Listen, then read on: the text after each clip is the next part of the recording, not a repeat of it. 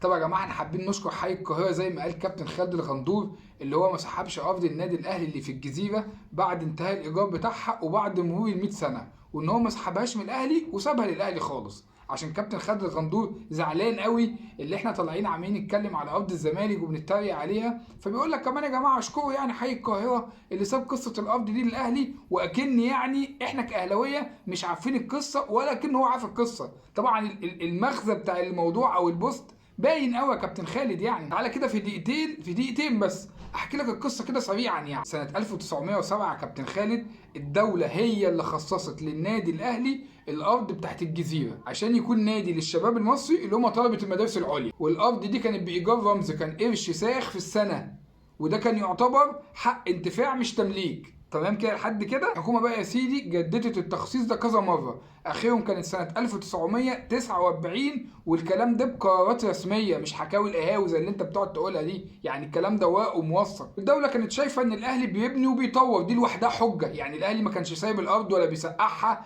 عشان يبيعها بعد كده استثماري، لا الاهلي كان عمال يبني وبيطور وبياخد موافقات والحكومه شايفاه فسايباه وبتطلع له كمان موافقات. صحيت الصبح بقى محافظه القاهره في يوم وقالت لك خلاص يا باشا ايه التخصيص بتاع النادي الاهلي انتهى، التخصيص انتهى، والنادي الاهلي يدفع بقى ايجار جديد بالقيمه السوقيه بتاعت اليوم. رفعت على الاهلي القضيه المشهوره جدا اللي كانت اتحكم فيها 2015. فالاهلي طبعا عشان مش تلميذ قدم كل المستندات اللي بتقول ان هو واخد الارض دي من الحكومه وبنى عليها وطور عليها، وده بعلم من الحكومه، وان المحافظه ما تملكش اصلا انها تنهي الترخيص ولا حتى تاخد منه ايجار، مش من سلطه المحافظه ولا تنهي ولا تعدل ايجار ولا اصلا تاخد منه ايجار. دي حاجه الاهلي كان واخدها من الدوله، ايش دخل بقى المحافظه؟ فده يعتبر ما كانش قانوني. بص بقى يا باشا الاهلي هو ده الاهلي، هو دي عظمه الاهلي، بالقانون يا باشا، مش بالحب بقى ونتحايل على حد ونبوس ايده ونتذلل لطوب القانون. يا باشا انا ماشي معاك قانوني. طبعا المحكمه ساعتها حكمت للنادي الاهلي لان فعلا مش من سلطه المحافظه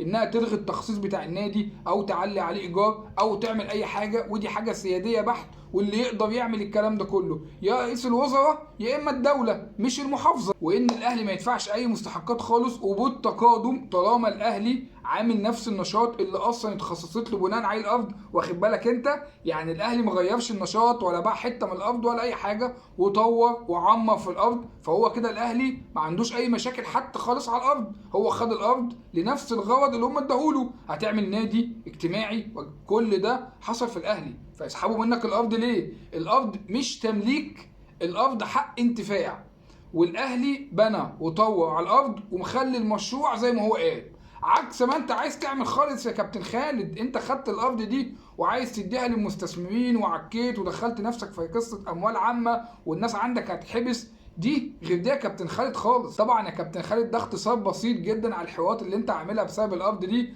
وشويه الشغل اللي انت عامله. عايز انا اسالك سؤال بقى يا كابتن خالد بقى، انت عندك يا كابتن خالد وثيقه التاسيس بتاعت نادي الزمالك 1911؟ رد انت بقى يا كابتن خالد. يا نادي ما عندوش وقت تأسيس اصلا، انت في حتة تانية خالص، انت بتكلمني على ارض انت ما عندكش اصلا ورق تأسيس. يعني انت كده طالع مع نفسك كده. والنبي يا عم خالد الله يهديك اسكت، والنبي يا عم خالد.